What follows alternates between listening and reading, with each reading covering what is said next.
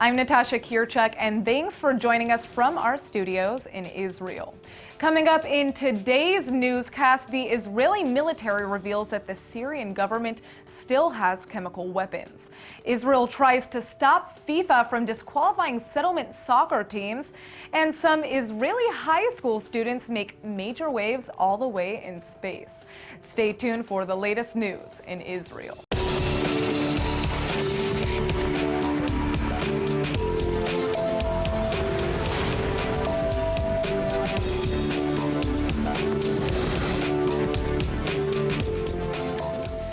The Israeli military has just announced that Syrian President Bashar al-Assad still possesses tons of chemical weapons and that there's no doubt his regime was behind the April 4th gas attack against his own people.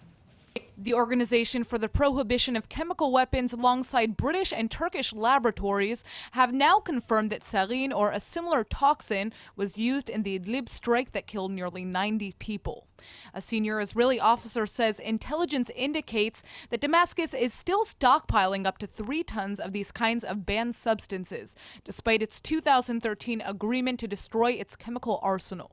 The officer also dismissed the U.S. cruise missile strike on a Syrian airfield in response to the gas attack as a strategic turning point, but described it as just another development in the 6-year civil war.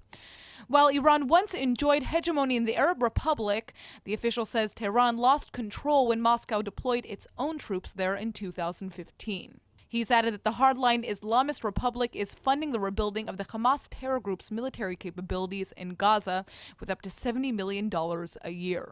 Now, returning to the sarin attack, Israeli Defense Minister Avigdor Lieberman says he's 100% certain it was directly ordered and planned by Assad.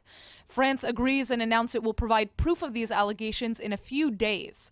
Israel closely monitors the Syrian civil war but has largely stayed on the sidelines. The Jewish state carries out occasional airstrikes against the movement of weapons to Iranian-backed Lebanese Hezbollah terrorists just across the northern border. Israel's now working with the United Nations to return more peacekeepers to the frontier. The force abandoned its bases after being attacked in 2013 and 2014, and the vacuum was filled by Syrian rebels, including an affiliate of the radical Islamic State terror organization. About 120 UN soldiers returned to their posts last year, but Israel would like to see more stationed to uphold the 1974 ceasefire with Syria after the Yom Kippur War. Israeli Prime Minister Benjamin Netanyahu is making a rare move by speaking out against the behavior of 2 members of his own Likud political party. The premier apparently felt compelled to issue such a statement after witnessing Knesset members David Bitan and Miki Zohar get into a shouting match with the parents of fallen soldiers. The argument broke out at an official meeting about the government's handling of the 2014 conflict with Hamas. Netanyahu reportedly said both lawmakers behaved in an unnecessary manner and harmed attempts to involve bereaved families in a public debate over the critical report released by the state comptroller 2 months ago. Some of the parents of the fallen IDF soldiers from the 50-day conflict made emotional allegations about mismanagement by the premier, leading the 2 Likud Knesset members to start shouting at them. Bitan even screamed that one father was a liar. One mother, Dr. Leah Goldin, accused the government of not doing enough to force Hamas to return the remains of her son Hadar, along with the body of another soldier, Oron Shaul, who are still being held for ransom in Gaza. She added that Netanyahu is turning the families of the fallen boys into enemies of the people. הפכת אותנו לאויב העם. הפכת את הבעיה של השבת הבנים מהקרב לבעיה של משפחות, והפכת אותנו לאויב העם. אל תענה לי, לא שאלתי אותך אף שאלה. אל תענה לי, חצוף שכמוך. אני אפילו לא יודעת איך קוראים לך. חצוף, תשתוק, תשתוק. הטענות שלך מוגזמות, גברתי, ברצינות. אתה לא תדבר ככה להורים שכולים, על מה אתה מדבר? איך אתה מעז בכלל? אתם איבדתם את הבושה. תהיה בשקט, ושראש הממשלה ייקח אחריות, ותפסיקו מה אתם עושים פה, הפכתם את זה לקרקס. 3 שנים, אנחנו שומעים עושים כמיטב יכולתנו. אנחנו שומעים אני גם אח שכול, אבל את אח שלך החזירו. בסדר, אח שצור לא יחזירו, והסברתי לך בפגישה האחרונה, דבר איתי על הבנים שלך, דבר איתי על הנכד שלי שהוא לוחם בסיירת גבעתי שהלך בעקבות אורון. הממשלה אחרי 2.5 קיבלה את כל ההחלטות, וזה לא עכשיו עניין של איום אסטרטגי, אתם יודעים בדיוק מה לעשות ומטביעים את הכל בוועדות והחלטות, וזה היה עניין לדוח הבא של מבקר המדינה. על אי קיום החלטות הממשלה, וזו הנקודה בזמן שאני מדברת איתה אחרי 3 שנים, לא אחרי חצי שנה ולא שנה ולא שנתיים. ואיפה פה חברי הכנסת שהתפרצו כל הזמן? איפה לשמוע אתכם? מתי בפעם האחרונה העליתם שאילתה בכנסת שיש 2 חיילים בעזה? אין לכם ילדים שצריכים להתגייס? תתביישו לכם, ולא אכפת לי אם אתם שמאלנים או ימנים. כולנו יש לנו צבא עם, כולם מגייסים את המשפחה שלהם. דממה, רק משפחת גולדין מדברת, ומשפחת שאול כבר אין לה כוח לדבר. Knesset member Zoha responded by calling the grieving mother's claims exaggerated. As one local TV station is reporting, the legislator broke a major unwritten law of public governance in the state of Israel, which is that no one should ever get into a confrontation with bereaved parents. Both Knesset members say they've apologized for causing any offense.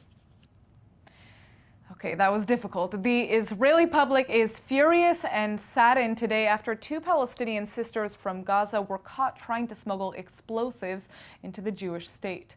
What makes the attempted terror attack particularly scandalous is that the women were permitted to enter Israel so that one could be treated for cancer. According to the Shin Bet security service, the pair hid the explosives in tubes normally used to store medical supplies. Fortunately, alert security guards at the Eretz crossing into Israel discovered the materials which are needed to make explosive devices. Both of the Arab women were arrested and are undergoing questioning, and a bomb-defusing sapper was called in to handle the explosives. Preliminary investigation has determined that the sisters were acting on behalf of the Hamas rulers of the Strip to help carry out terror attacks against Israelis. The Shin Bet describes the foiled attempt as part of continued efforts by Hamas and other terror groups to abuse the humanitarian aid that Israel provides to Gaza residents, all in an effort to kill citizens in the Jewish state. It's those same citizens, by the way, whose hard-earned tax dollars fund the treatment that the Gazans receive free of charge. New reports from the Palestinian Authority show that Palestinian President Mahmoud Abbas is actually willing to meet with Israeli Prime Minister Netanyahu in Washington. ILTV's Aaron Porras is here with the scoop. Aaron? Well, in an interview published by the Japanese news site Asahi Shimbun, Abbas was quoted as saying, quote, "I am ready to meet the Prime Minister of Israel anytime in Washington under the patronage of President Trump," end quote. Let's take a look at my report for more.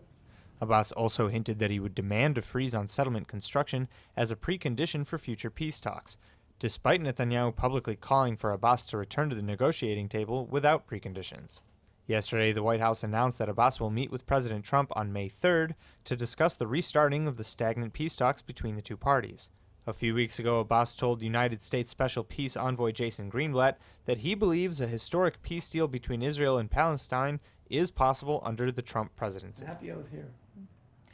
Joining me today in the studio is Knesset member and activist Rabbi Yehuda Glick.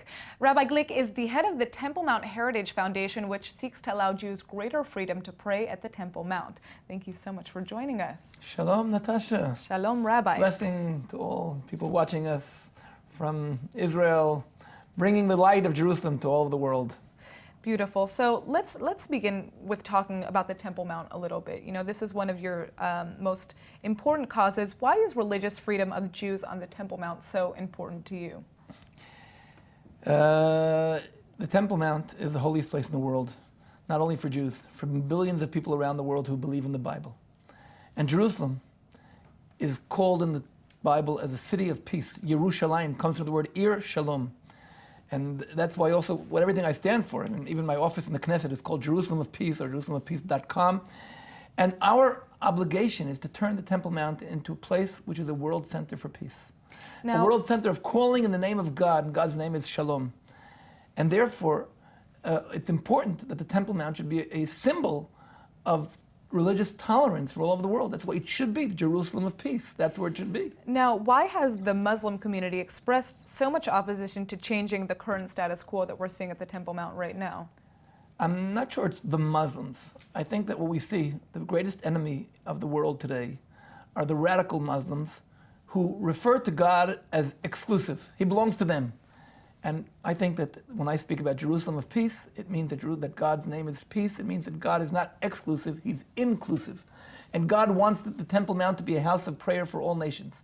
And therefore, as my activity for JerusalemofPeace.com, that's what we're doing. We're calling upon all the nations to actually recognize or join this covenant of recognize Jerusalem as a world city of peace. Now, have you had any support from members of the Muslim community?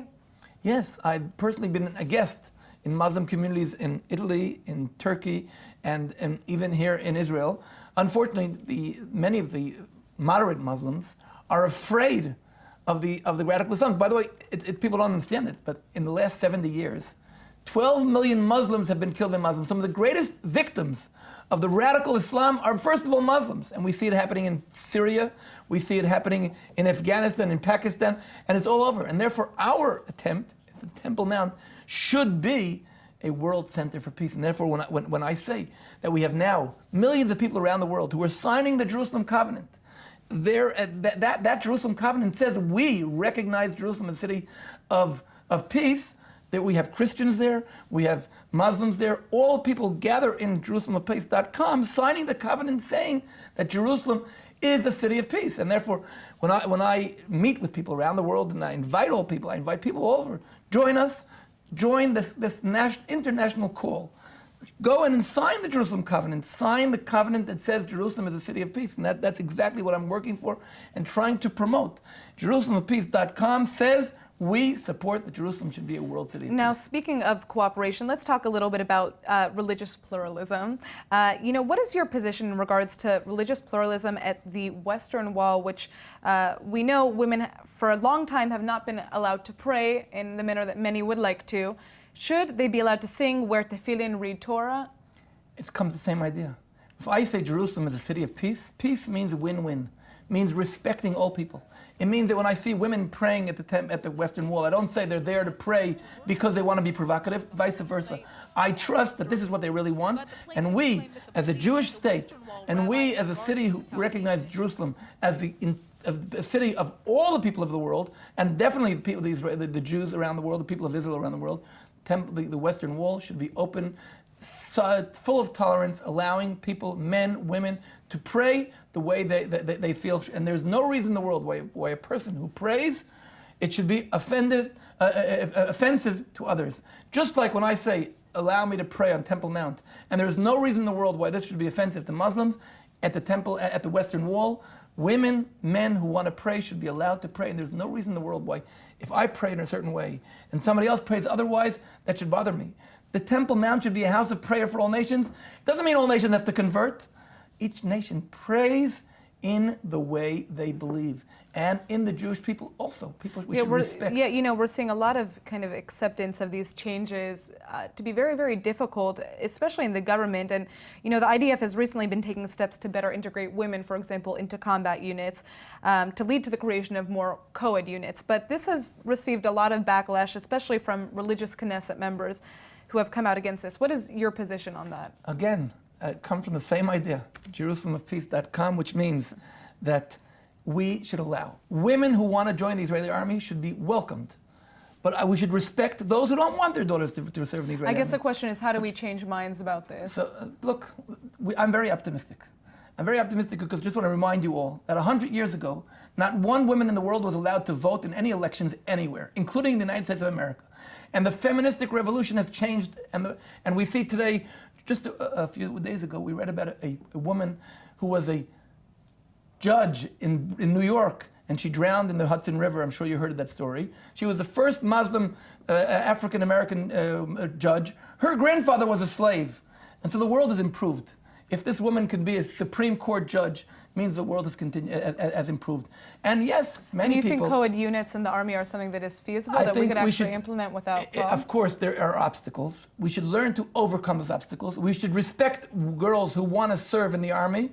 We should respect men who say that for them it's offensive. And we should allow, as much as we can, as I said, peace means win-win. Those who want to serve together should be able to serve together. Those who do not want to serve together we should be open-minded enough to allow them to serve as they want. So we should go against any coercion. Freedom is a basic when you're talking about of peace. And whenever I speak about Jerusalem as a city of peace, Jerusalem, city of peace, means that JerusalemofPeace.com calls for us to allow women to pray the way they want, to serve the way they want, to serve God the way they want, to be accepted to any kind of employment. But we respect that there are others who think otherwise. Well, it's refreshing to hear your standpoint on this. Thank you so Not much mine, for joining it's us, his. Rabbi. Toda rabba. Thank you very much, and Rabbi. blessing to all of your. All right, turning to our next story, it's hard to forget the major standoff that took place between Israeli security forces and right-wing demonstrators when the illegal settlement outpost Amona was forcibly evacuated in February. Following an in-depth assessment, the police are now recommending that 22 of the protesters be indicted for disturbing the peace. Security forces faced violent confrontations while carrying out their orders to evict residents from the West Bank outpost as well as 9 buildings in the nearby settlement of Ofra. The Israeli High Court of Justice ruled the structures be razed after finding that they'd been built illegally on privately owned Palestinian land. Even though 17 police officers were injured during the evacuation of the Amona synagogue, they say they aren't asking for the perpetrators to be charged. Several activists who barricaded themselves inside the house of worship hurled paint sticks and other materials during the standoff. 4 of the officers required hospital care, including 1 for chemical burns. All right, in sports-related developments, Israeli officials are now working behind the scenes to thwart the latest Palestinian campaign to see Israel red-carded out of the FIFA International Soccer Federation. The Palestinian Authority has been trying to force Israel off of the field since 2015. This is because 6 of the Jewish nation's teams are based over the 1967 lines. FIFA's bylaws bar any country from setting up teams in another country's territory. A draft report by a FIFA committee on the issue in March basically scolded Israel for supposedly violating those rules, but dropped any mention of a possible suspension. It's now been discovered that PA Football Association President Jabril Rajoub is requesting the matter be added to the agendas of the FIFA Council in Bahrain on May 9th, as well as the FIFA Congress, which will meet on the 10th and the 11th. Israeli envoys based all over the world are now engaged in efforts to persuade their host nations to help prevent the item from being brought to a vote. The next FIFA committee report about the settlement teams is due sometime next week. Israeli sports fans are hoping for a positive outcome to keep politics out of the game. Running any kind of business is tough, and it's only made tougher by the seemingly endless amount of mundane tasks that have to be done behind the scenes. Well, what if I told you that there was a way you could get all of those things done automatically so you could actually focus on your passion? Joining me now is Harel Tayeb, the CEO of Cryin Systems, to tell us how he's done just that. Hi, nice to meet you. Thank you so much for joining us. My pleasure. All right, so tell us a little bit about what this system does. Okay, so Cryin System is, we have a solution or a platform that eventually we can let any company focus on their core business while we will do all the processes for them. Think of that like the automotive industry. Today, if you want to arrive from a place to another place, then you can use Waze, you can find your way, but within few years, probably we will use an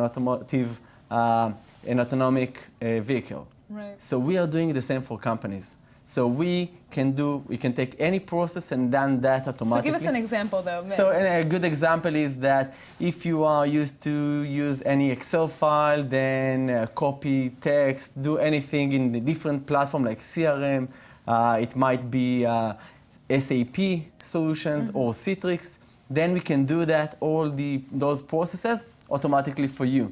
So instead of opening... I mean, this is a little bit scary probably for some business owners to kind of depend on this robotic type of process. Yeah. Can we make sure that it doesn't make any mistakes? Oh, of course. It's much better than human being. Eventually, because we can do that, we can take any process or any... we can think of that like an HR. If a new employee is coming to the office and starting to work, once this new employee is coming, then we can create a process automatically for them without any people involved in that process. So we can take the HR team and let them focus on different stuff. We can. But how does this robotic process work? How does Okay, how have you created yeah, okay.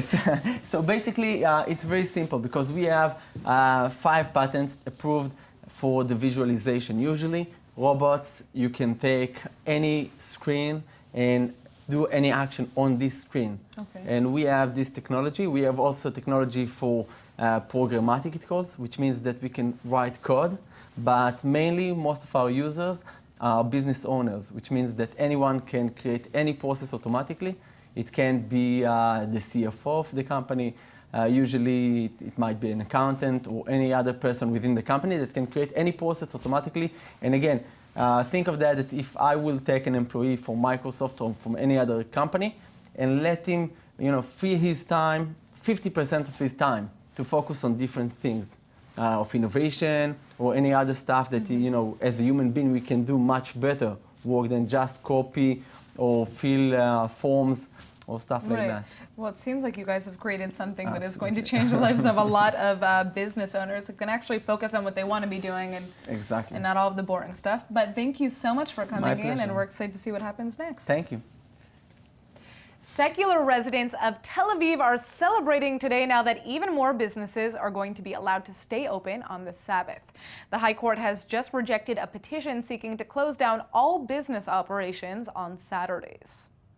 The verdict allows 164 supermarkets and recreational areas to remain open on the Jewish Day of Rest. Mayor Ron Huldai is reportedly greeting the finding as a declaration of freedom for his city. But ultra-Orthodox Interior Minister Aryeh Deri is blasting the decision as a desecration of the Jewish Sabbath. He and other religious politicians are vowing to lodge protest with Prime Minister Benjamin Netanyahu. Many Jerusalemites are monitoring the situation due to a similar disagreement over the opening of businesses on Saturdays that's been going on now for more than a year. We all know that kid who's always dreamed of becoming an astronaut since day one. Well, here in Israel, the younger generation is getting a much earlier chance to pursue that passion. A bunch of Israeli high school students have just launched their very own nano satellite into space. The team consists of 89th through 12th graders from central cities, the settlements, and even a Bedouin village.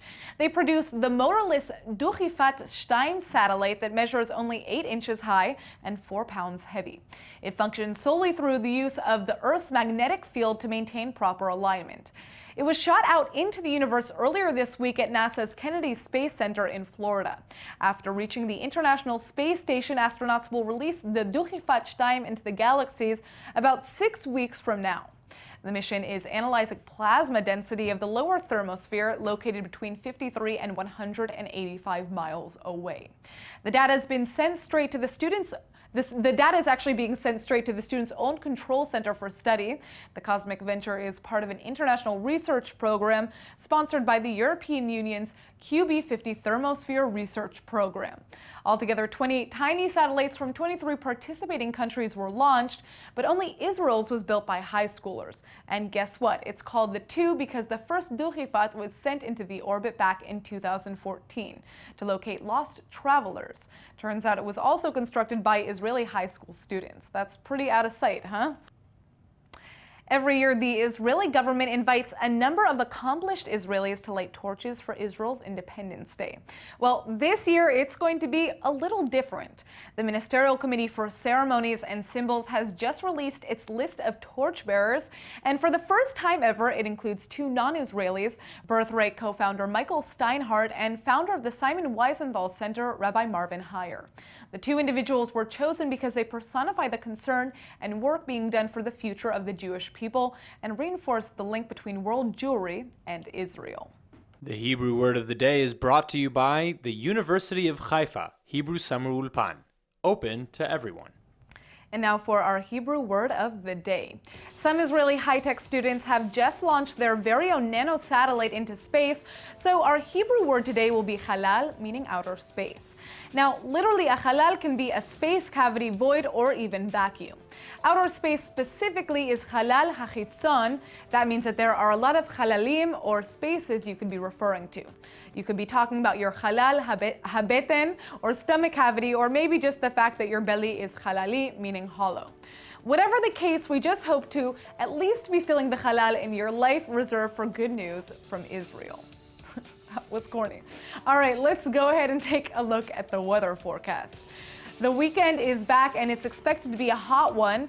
The low tonight should be about 59 or 15 degrees Celsius. Then over the weekend, the temperature is set to get as high as 94 degrees or 34 degrees Celsius. All right, that's it for today's news. Today's exchange rate is 3.66 shekels to the American dollar. Remember to sign up for our daily newsletter at iltv.tv. I'm Natasha Kirchuk, and thanks for watching.